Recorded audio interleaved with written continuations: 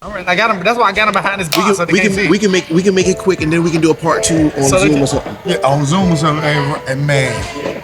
But I told him, I said, hey man, listen. So Graham, you the one put Graham on the pivot point. Then Graham put me on the pivot point. And then when I was like, man, I love pivot point. But that's what I'm saying. How many black barbers you know that talk about haircuts and forms? We're not talking about fades. We're talking about gradation. Gradation. Right. I love gradation. Come on, man. Baby. Oh, I love that term. I love that term, gradation. That's hold on. What's the difference? Hold on. What's the difference? Gradation and graduation. What's the difference? Which one deals with density? Which one deals with hair density? You know a little something. Y'all doing pretty good by this guy. You know, I guess y'all are alright by this guy. I put so much into him. I put so much into him. We appreciate that.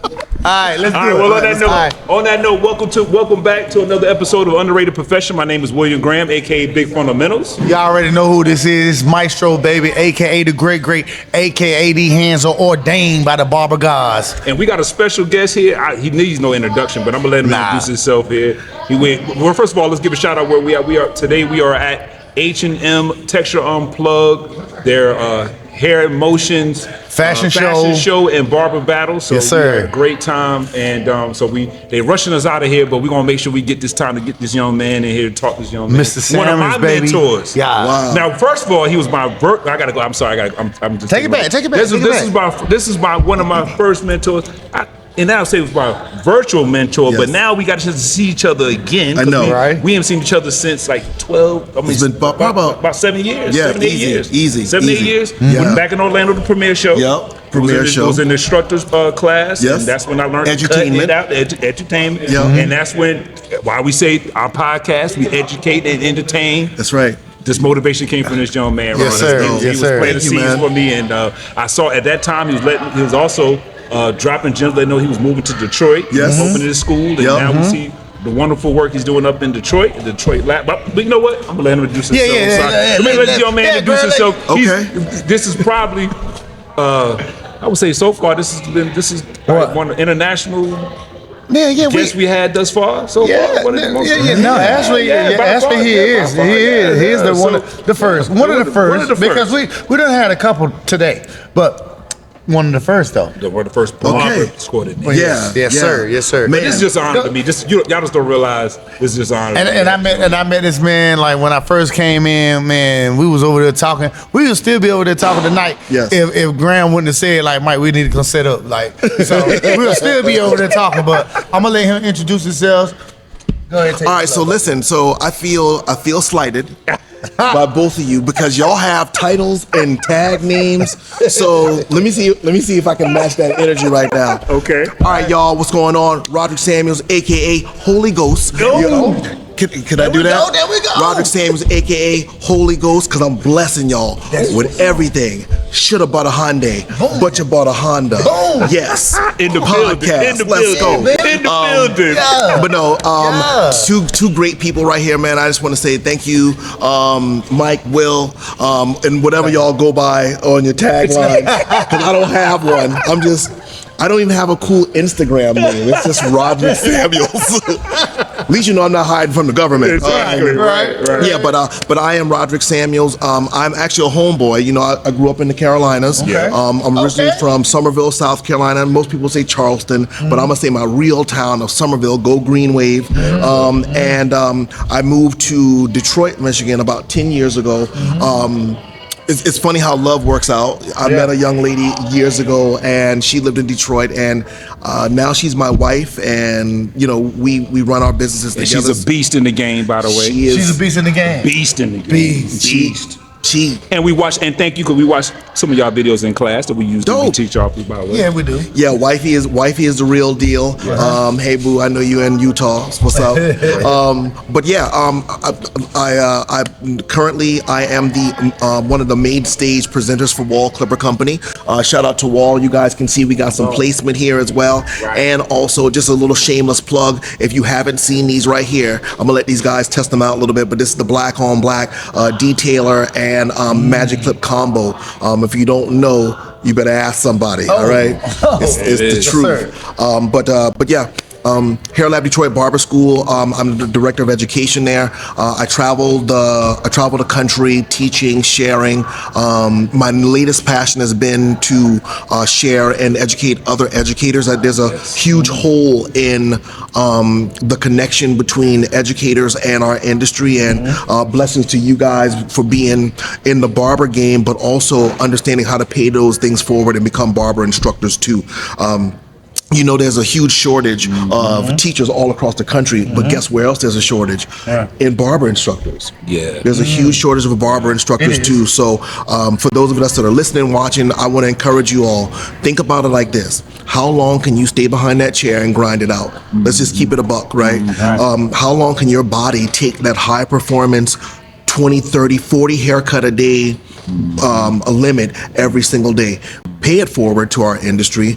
Everybody talking about barbers changed my life. Well, let it change somebody else's life. Yes. I don't mean to cut you off. No, It's please. Like, because of the fact, like, the reason why I got my instructor's license is because, like, I love barbering. Of course. I'm passionate about barbering. I love cutting hair. But it was like, if anything, like, say if I was, God forbid, knock on wood, if I was in an accident and something happened to my hands and I couldn't cut anything, I could still be in this field, you know what I'm saying, and still teach. And like, that's why I got my instructor license, because of that. Right. So if anything ever would have happened to my hands, I'll still be able to be in this field to be able to make, a living. That's super fair. That's why. That's super fair. That's why I became but also too, I fell in love with it just like I did barbering. Because when I got with barbering, when I first went to school, I didn't know how to cut no hair, anything like that. I fell in love. That was probably the best thing.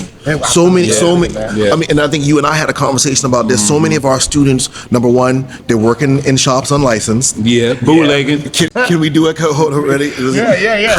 Cut it out. Yeah, we're not doing that no more. Y'all can use that for the show. I ain't copyright that yet. But yeah, you got to cut that out. So we got so many of our barbers, whether it be in North Carolina, Metro Detroit area, they're cutting illegally. So they're coming into our programs. Oh, I already know how to cut. I already know how to cut. The only thing you can cut is yourself out, or of a wet paper bag. So we have to fight those things too. But I just think it's important moving forward that disconnect that we have within the barber community. We got it, guys. Listen, guys, girls, ladies, please. We got to pay it forward. Go to a school, get your barber's instructor's license, because at the end of the day, this isn't forever. This is not forever. Not forever. So, but nice. That's on. That's a good way to start things off. I love it. That is definitely something that's extremely important. Is the importance of continue paying it forward. Sure. Right. Yeah. And so we had that responsibility. We pay it forward as barbers as in our communities, but we also need to pay it forward for upcoming barbers as well. 1000%. Because those bootleggers, shout out to the bootleggers. Haircutters. Yes. You want to get that monkey off your back. Get that monkey off your back. Bathroom barbers. Exactly. All of them. All grouped up in one. Well, we're going to go ahead and jump in there. We're going to beat y'all up too much, but we're going to go ahead and jump right on in. So we got this young man here. We got some questions. So with that being said, the very first one, I think you kind of already chimed in on it, but who is Roderick Samuels? Roderick Samuels. You know what? Roderick Samuels 2024, Roderick Samuels is a devoted dad, a devoted husband. He is a girl dad. I love my son. I love my wife. I love my kids. He is a mentor. Roderick Samuels is a leader in our industry. Roderick Samuels is a thought leader. Roderick Samuels is an influencer. Roderick Samuels is empathy driven. Roderick Samuels is infinite. Period. As our students say, period poo. Right? But I think 2024 Roderick Samuels he's seasoned. I've been afforded some amazing opportunities, guys, to travel the world, to teach, to share, and seen a lot of different things. And through my travels and dealing with amazing people like you guys, it's made me very wise. So Roderick Samuels is a seasoned veteran in the professional beauty industry that is really, really passionate about education, but also making sure that the next wave of future or the next wave of barber stylists that are coming into our industry are just super well equipped, whether it be socially, emotionally, financially. We kind of talked about the money piece a little bit as well, and technically sound. You know, my wife and I had a conversation the other day, and she was just saying that it's funny how our students don't understand that right now in 2024, if you are just nice to people, you don't even have to have the best skill set, right? I mean, nice. you can't give somebody a Timmy, Right. you know what I mean? Right. Just nice. But you got to be nice. You got to be accommodating. You have to understand how to anticipate people's needs. Right. Like those are the things that set barbers apart from being good to great, and then from greatness to becoming unstoppable. When I train my students, they're already being trained for leadership, and they don't even know. We have a standard, right? And in barbering, that standard has got lost over the years in translation of Instagram and how that looks to people, and you know. All right. So what makes you feel like how they get lost? Like what did you feel? How was it lost? What did the loss come into play? I think the loss came into two different ways. Number one, you can't learn shit from a 30-second clip. Ooh, That was a good way. Yeah, so and y'all know what he's talking about a 30-second clip. Y'all already know what he's talking about. Well, y'all my friends. There's no filter. I don't have a tagline or name, so I gotta make sure that I can interject myself.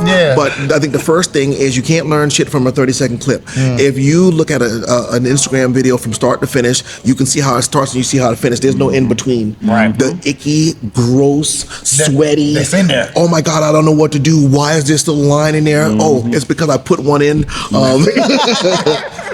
Right? You know what I'm saying? So, and by the way, I just wanted to give a big shout out to all of the YouTube content creators. You guys are doing an amazing job. And I utilize those Instagram videos and also YouTube videos in the classroom to teach. I teach a lot about what to do, and also for those of them who are less experienced, what not to do. So I don't want anybody to think I'm taking a jab at social media or YouTube. However, you all have to understand that with our knowledge and set of skills and experience, there's some things that YouTube can't train you in. YouTube barber videos is not teaching you about soft skills. YouTube barber videos are not teaching you how to manage your money, except for Chris Basio. Shout out to Basio. YouTube videos are not teaching you how to conduct yourself as a true barbering professional.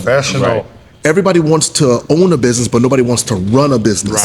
So I think that's the second thing, right? Everybody wants. Wait, hold on. Say that one more time. Everybody wants to own a business, but nobody wants to run a business, or don't know how to run a business. Right, dig it, right? So now we have this big emergence of everybody wanting to go in a suite. You right out of school, the ink on your barber's license ain't dry yet, but you want a suite. Oh, I want to work for myself. Well, guess what's happening now? They're coming back to shops because they can't make it. Right? Because the things that I know that we teach at our schools, the financial piece, the how to set up your business, how to treat people, the soft skills, the customer service, Pivot Point. Shout out to Pivot Point International. Shout out to Pivot Point, baby. Yes, sir. Doing an amazing job with fundamentals of barbering. I love that program so much, but it's through the power of 21st century education that we are giving our students a leg up on how to bridge that gap between what barbers think is success versus what true success is. I tell my students every day, you got to run your business, you can't run around it. Right. So I like that too. So if you don't understand the basic fundamentals of location, you need a CPA, you need a banker, you need a preacher, a pastor. Because all three of those people serve a purpose in your business. And lastly, I think that a lot of the newer barbers don't understand that the foundation of every small business is the community. If you most of the newer barbers today, no offense to anybody, but they have a graveyard mentality. Everything going in and nothing coming back out. What happened to the fundraisers? What happened to I heard barbers that want to charge organizations now for back to school haircuts. Wow. Are you serious? Yeah, a lot of people. I'm just hearing chatter. I know here in North Carolina, that's shunned upon. If you do something like that's shunned upon. But what are you doing? But there's people doing it. People are doing it. I'm pretty sure somebody doing it. It's like really for the community. We give away book bags. We give away, paper, pencils, tablets, everything. But Mike, what happened to that intrinsic value that we used to have by giving? We work in a service-based industry, so it's for us to give. We give them our time, we give them our service, we give our experience, we lend our ears, we lend all these things. But what happened to the days where, you know what, man? I know I'm not gonna make any money. I'm not getting paid to go out and do this, but what if I just reach one child? Right? Yeah, that's all it takes. That's all it takes. Because one thing I tell our students, I said we have the responsibility to not only service our community, but we also responsible to serve. But you know what, though? Community, and we obligated. Can I tell you this? You guys keep saying something, and I want to adopt it in my vocabulary too. Responsibility. Responsibility. A lot of barbers don't feel like they have a responsibility as a licensed professional to do the work of servants. You know what? No. Really, I don't.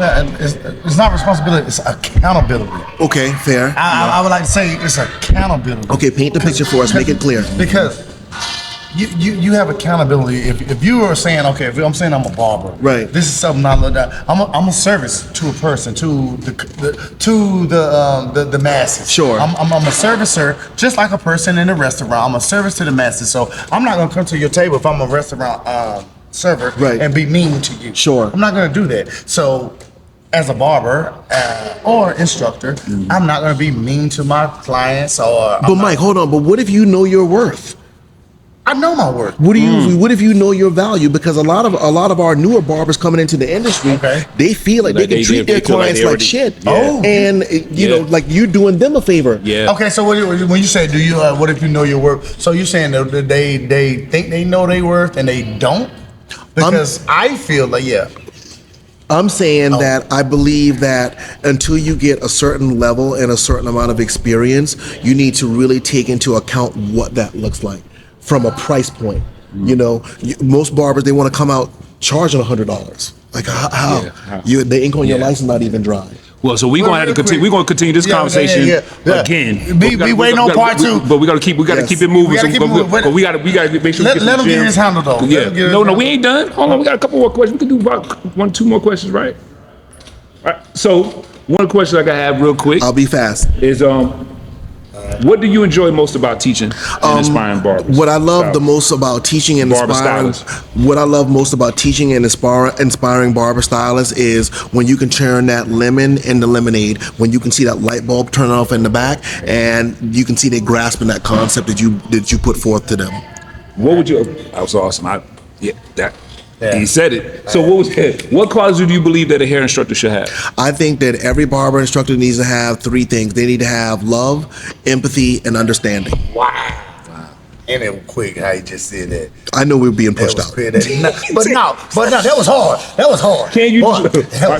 So before we go on to, we kind of breaking it up from the instructors to also to the influencer side as well, right? So then, can you describe a memorable teaching moment or a success story from your time as an instructor or a school owner that sticks to you? Absolutely. Recently Absolutely. I am in Birmingham, Alabama at the Birmingham Premier Hair Show. It is the biggest classroom that I've ever been into, and when I walk in, it's empty. This particular venue could seat up to 500 people. I turn around, I get myself together, and it is packed. My wife, well, she was my girlfriend at the time, but she said, so I get up there and I start to teach. And then I start to kind of come into myself. And sometimes you guys know when you in front of that classroom or that stage, you get into the zone. Like I felt like Michael Jordan, like I was alone in a room full of 500 people. That's how I felt. I get down. My wife, well, I'm gonna just call her my wife. She was my girlfriend at the time, but she's at the back of the room, and she said, "Babe, you crushed it." Now, if you guys have never met my wife, you'll know she is not the one that gives empty compliments. Right. Yeah. She. If you sound like my wife. My wife. Yeah, cold. Yeah. No OJ, no straw. Yeah. Straight vodka. Well, she's Irish, so it's whiskey. But she's not. She's a beauty professional. She's not a baker, so she's not gonna sugarcoat it for you. That moment right there, at that time I knew I was on my way to becoming one of the best educators educators in the world. So with that being said, what advice would you give to a student that struggles in school? A student that's struggling at school, number one, you got to show up, work hard, and listen. Show up not just in your mind, but with your body as well. You got to make sure you show up. You got to show up for class. Number two, you got to work hard. To be the best, you must stand a test for hard work, and only hard work pays off. Number three, you got to listen. The universe gave us 2 ears, 1 mouth, so we need to listen more than we speak. All right, we'll hit these real quick. Hit that one real quick. Under the influencer. All right. Can you share a bit about your journey in the beauty industry leading up to your role as an influencer? My journey started off with failure, and then it progressed into finding my passion, which then progressed into finding my true purpose, which then began into me wanting to share my information, and that's when I fell in love with barbering all over again. Wow. Cool. So what tip would you give somebody who's interested in trying to get into becoming an influencer, and then we get ready to go? If you want to become a teacher or an educator, go off and teach. Go to a school, volunteer your time, and just ask them if you can do a program for 30 minutes, and then do it a couple of times a week, a couple of times a month, and make your mark. And then you'll see, right? You'll see it. Shout out to the products again. Shout out to Walls. Shout out to Walls, y'all. Shout out to Walls. We're going to give shout out to the CEO who's also sponsored us today as well. Yes, sir. We're going to give them a shout out as well. So we thank H&M. We thank Texture My Unplugged. man Dominique. Dominique in the building. Dominique, stick your head in to say what's up. Oh, he a fan. He did it. That's how we do it. He told me I could come to his party the other night. That's how we do it now. I know we gotta go. I know we gotta go like that. All right, so we out. Thank y'all. Y'all be blessed. Thank you.